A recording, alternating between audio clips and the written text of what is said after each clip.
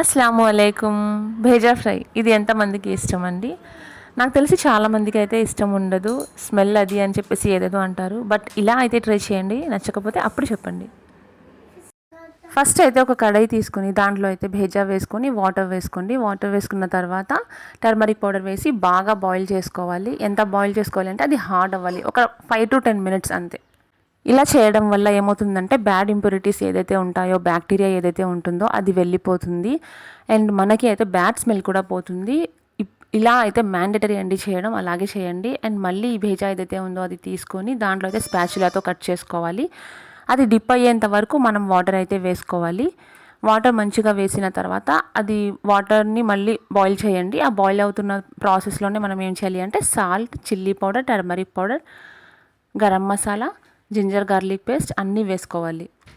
ఇందులోనే మనం ఆయిల్ కూడా వేసుకోవాలి. 2 to 3 టేబుల్ స్పూన్ వరకు ఆయిల్ వేసుకోవాలి.